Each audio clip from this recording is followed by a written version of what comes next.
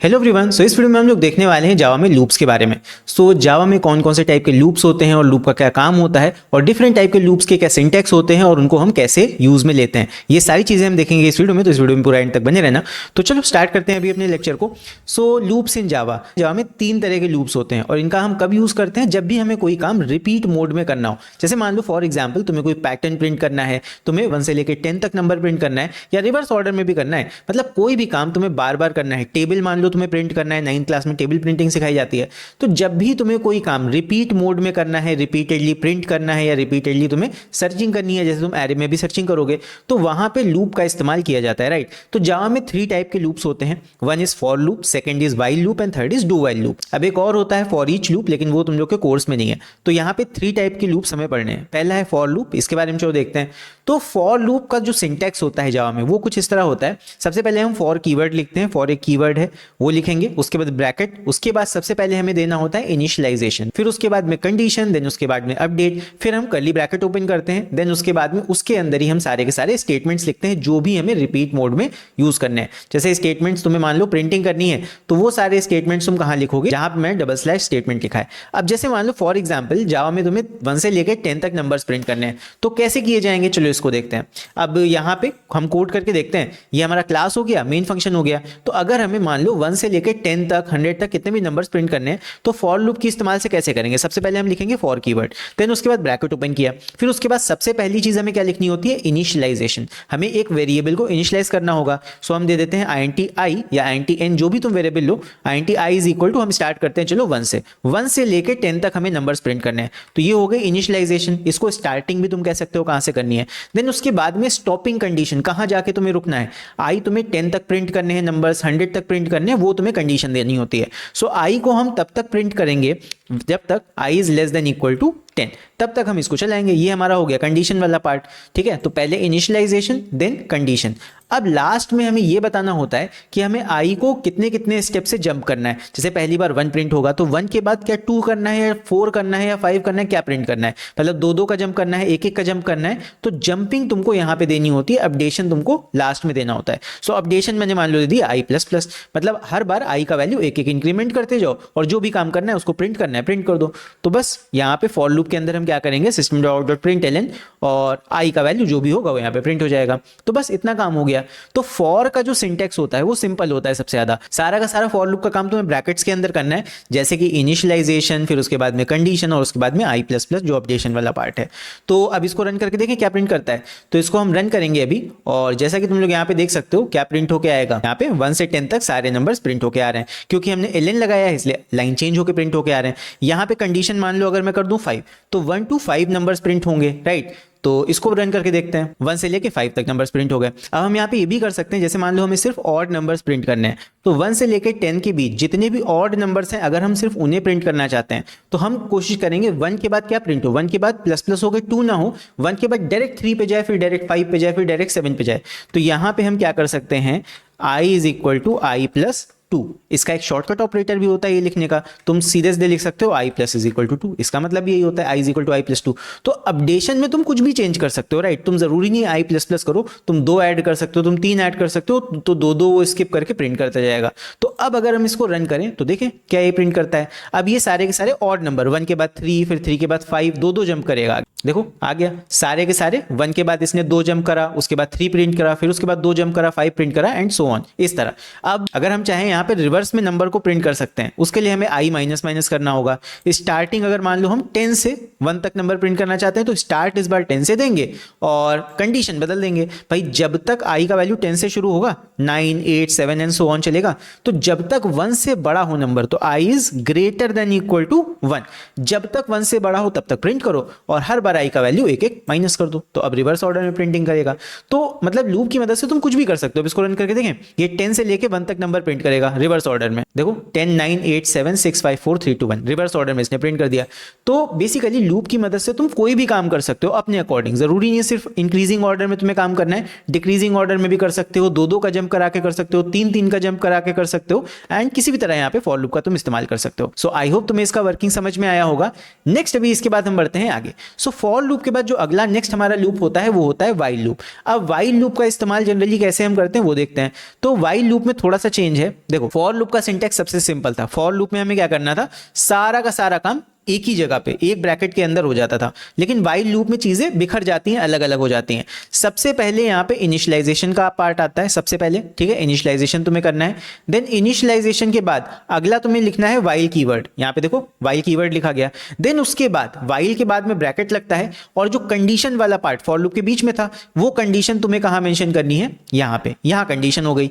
Then उसके बाद while loop का ब्रैकेट ओपन होगा। फिर उसके बाद में जो स्टेटमेंट्स तुम्हें बार बार रन करने हैं वो कहाँ लिखोगे, वाइल लूप के अंदर। जैसे फॉर लूप के अंदर स्टेटमेंट लिख रहे थे वैसे यहां लिखेंगे।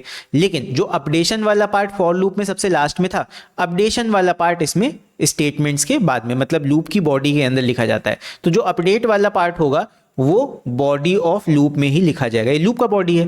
पहले फॉर लूप के अंदर हम क्या कर रहे थे, बॉडी में सिर्फ स्टेटमेंट्स लिख रहे थे। लेकिन वाइल लूप में, और अभी आगे डू वाइल लूप में बताऊंगा, वहां पे जो अपडेशन वाला पार्ट है वो तुम्हें बॉडी में ही करना है। लूप बॉडी में अपडेशन होगा, याद रखना। कंडीशन वाइल के आगे होता है और इनिशियलाइजेशन पहले ही हो जाएगा। ये वाइल और डू वाइल दोनों में है, ठीक है, इसलिए मैं इस तरह डीपली समझा रहा हूं इसको। दैट इनिशियलाइजेशन लूप के पहले होगा, अपडेशन बॉडी के अंदर होगा, और जो कंडीशन वाला पार्ट है वो सिर्फ तुम्हारा वाइल और डू वाइल के साथ में लगता है। तो चलो अभी इसका वर्किंग देखते हैं, इसे हम कैसे बनाते हैं। तो सपोज यहां पे हम फॉर लूप को हटा के यही सेम काम वाइल लूप की मदद से करना चाहते हैं। तो सबसे पहला काम जो इनिशियलाइजेशन वाला पार्ट है वो हमें लूप के बाहर करना है। तो जैसे मुझे वेरिएबल लेना है int i is equal to 1 से लेके 10 तक नंबर प्रिंट करके देखते हैं, या 1 से लेके 5 तक नंबर प्रिंट करके देखते हैं। तो int i is equal to 1 initialization loop के बाहर दिया हमने। फिर उसके बाद लिखा वाइल कीवर्ड। देन उसके बाद में कंडीशन क्या रहेगा हमारा, 1 से लेके 5 तक मान लो हमें प्रिंटिंग करनी है। तो condition will be i is less than equal to 5। ये हमारा कंडीशन हो जाएगा। भाई जब तक i का वैल्यू 5 से कम रहेगा तब तक हमें वैल्यूज को प्रिंट करते जाना है, सिंपल है। फिर उसके बाद में अंदर आएंगे तो वाइल के अंदर हमें क्या करना है, स्टेटमेंट्स लिखने हैं जो हमें काम करना है। तो बेसिकली मेरा काम क्या था कि मुझे 1 से 5 तक नंबर्स को प्रिंट करना है। तो उसके लिए क्या करेंगे, हम प्रिंट स्टेटमेंट देंगे और यहाँ पे लिख देंगे i। तो जो जो i का वैल्यू आता जाएगा वो प्रिंट होता जाएगा। अच्छा लेकिन एक चीज मिसिंग है, इनिशियलाइजेशन हमने कर दिया शुरुआत में, कंडीशन हमने दे दिया वाइल के आगे ब्रैकेट के अंदर, लेकिन अभी अपडेट तो नहीं किया। i का वैल्यू चेंज कहाँ हो रहा है, तो i का वैल्यू जो हमें बार बार चेंज करना है, हर बार लूप के चलने के बाद हमें i का वैल्यू बदलना भी है, वरना हर बार 1 ही प्रिंट करता जाएगा और इनफाइनाइट चले गए, ठीक है। तो यहाँ पे i प्लस प्लस भी तुम्हें करना पड़ेगा। जो फॉर लूप में लास्ट में करते थे वो वाइल लूप की बॉडी में लास्ट में करना होता है। बस हो गया। तो अब अगर हम इसको रन करेंगे ये क्या करेगा, 1 से लेके 5 तक के सारे नंबर्स प्रिंट कर देगा। तो चलो करके देखते हैं। तो यहाँ पे हमने इसको रन किया एंड जैसा कि तुम लोग देख सकते हो 1 से लेके 5 तक के नंबर से प्रिंट कर रहा है। सेम वही काम यहाँ पे भी हम कर सकते हैं। अगर मान लो यही चीज़ हमें रिवर्स में करनी है तो वही चीज़ यहाँ पे भी कर दो। Int i is equal to 5 से स्टार्ट करके कंडीशन को बदल दो, i is greater than equal to 1। भाई 5 से लेके 1 तक चलने के लिए 5 से स्टार्ट है, और कब तक चलेगा, जब तक i की वैल्यू ग्रेटर देन 1 रहे। और लास्ट में अपडेशन वाले पार्ट में i माइनस माइनस कर दो। बस अब क्या करेगा, 5 से 1 तक प्रिंट करेगा। तो अब रन करके देखें। तो लूप को हमने रन किया, क्या प्रिंट हो के आ गया, 5 4 3 2 1। तो वाइल लूप में भी ऐसा नहीं है कि फिक्स चीज है, तुम्हें इंक्रीजिंग ऑर्डर में ही काम करना है। तुम अपने हिसाब से इसमें कंडीशंस, इनिशियलाइजेशन चेंज करके अपने अकॉर्डिंग काम करा सकते हो, राइट। सो आई होप समझ में आया होगा। अब वाइल लूप में कंडीशन होती है चेक स्टार्टिंग में। अगर शुरुआत में ही कंडीशन फॉल्स हो जाएगी तो वाइल लूप एक बार भी रन नहीं होगा। जैसे सोच लो यहाँ पे i का वैल्यू 5 है, अगर मैंने कंडीशन दे दिया i इज ग्रेटर देन 5, अगर मान लो मैंने ये कंडीशन दे दिया, ठीक है, तो सोचो i की वैल्यू 5 है, i इज ग्रेटर देन 5 रहे तब तक ये चले। तो शुरुआत में ही अगर कंडीशन फॉल्स दे दोगे तो ये कुछ भी प्रिंट नहीं करेगा, ठीक है, समझ रहे हो। यहाँ पे अगर तुम शुरुआत में ही कंडीशन ऐसी दे दो कि एक बार भी, पहली बार में ही कंडीशन फॉल्स, तो ये एक बार भी नहीं चलेगा, ध्यान रखना। सो इसीलिए इसको क्या बोलते हैं, एंट्री कंट्रोल्ड लूप। ये याद रखना दैट वाइल लूप क्या होता है, entry control loop. For loop भी एंट्री कंट्रोल्ड होता है। एंट्री के समय ही गार्ड बैठा है, वहां कंडीशन चेक कर रहा है। अगर कंडीशन फॉल्स तो एक बार भी लूप नहीं चलेगा, राइट। सो इस चीज को सॉल्व करने के लिए हमारे पास में एक थर्ड टाइप का लूप भी होता है जिसे हम बोलते हैं डू वाइल लूप। अच्छा जैसे मान लो तुम चाहते हो कि तुम्हारी कंडीशन अगर फॉल्स भी हो शुरुआत में, तब भी लूप एक बार तो चले ही चले। अब जैसे अगर तुम चाहते हो कि तुम्हारा लूप एटलीस्ट 1 टाइम तो रन करे ही करे, भले कंडीशन ट्रू हो या फॉल्स हो। ज्यादातर ये तुम्हारा मेन्यू ड्रिवन प्रोग्राम्स में यूज होता है। मेन्यू ड्रिवन आई होप कराए गए होंगे तुम्हें। मेन्यू ड्रिवन में क्या होता है, जैसे मान लो तुम किसी रेस्टोरेंट गए तो तुम्हें मेन्यू एक बार तो दिखाएगा ही, जो वहां पे सेल्समैन होगा या जो भी वहां पे वेटर होगा वो तुम्हें एक बार तो दिखाएगा ही दिखाएगा मेन्यू, चाहे तुम लो चाहे ना लो, राइट। तो मेन्यू ड्रिवन प्रोग्राम्स में हम इसका डू वाइल लूप का इस्तेमाल करते हैं, और भी कई जगह इस्तेमाल होता है इसका बेसिकली।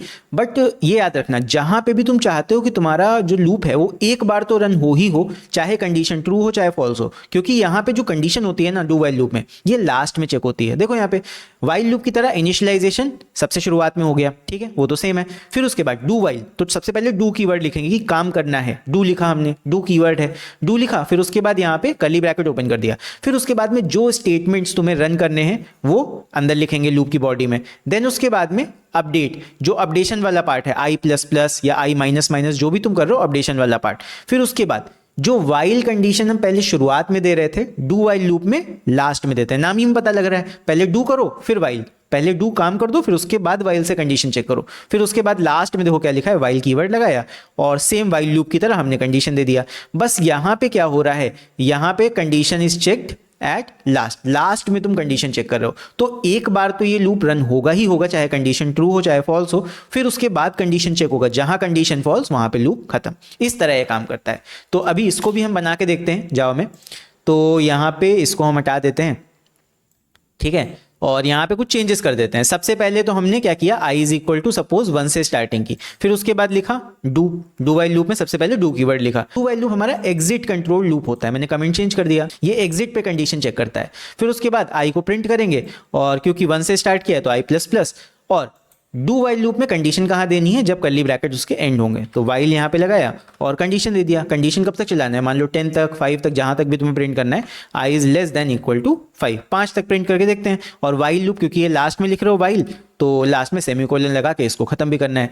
तो इस तरह डू वाइल लूप का हम इस्तेमाल कर, सबसे पहले इनिशियलाइजेशन, देन उसके बाद डू कीवर्ड लिखा, फिर कर्ली ब्रैकेट ओपन किया, देन उसके बाद में system dot dot println I, then उसके बाद में आई प्लस प्लस, एंड उसके बाद लास्ट में while i is less than equal to, जो भी तुम्हें कंडीशन देना है कंडीशन लास्ट में लिखोगे। सो इसीलिए एग्जिट कंट्रोल लूप होता है। अब अगर हम इसको रन करें तो ये क्या करेगा, ये 1 से लेके 5 तक के सारे नंबर्स प्रिंट कर देगा।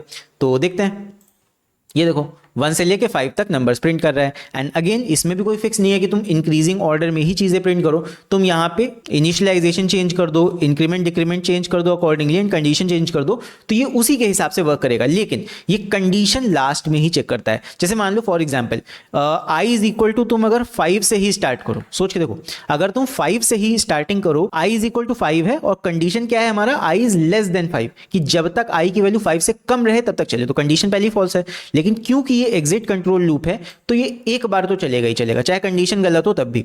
तो अगर इसको हम रन करें तो ये क्या प्रिंट करेगा, वाइल लूप में कुछ नहीं कर रहा था, लेकिन यहां पे ये 5 वैल्यू प्रिंट करेगा, क्योंकि ये एक बार तो रन करता ही करता है, चाहे कंडीशन सही हो चाहे गलत। मैं इस बात पे एम्फेसिस इसलिए कर रहा हूं बिकॉज ये बहुत इंपॉर्टेंट पॉइंट है, दैट डू वाइल लूप का इस्तेमाल हम तब करते हैं जब हमें लूप को एक बार तो चलाना ही चलाना है, चाहे हमारी कंडीशन सही हो चाहे गलत हो, राइट।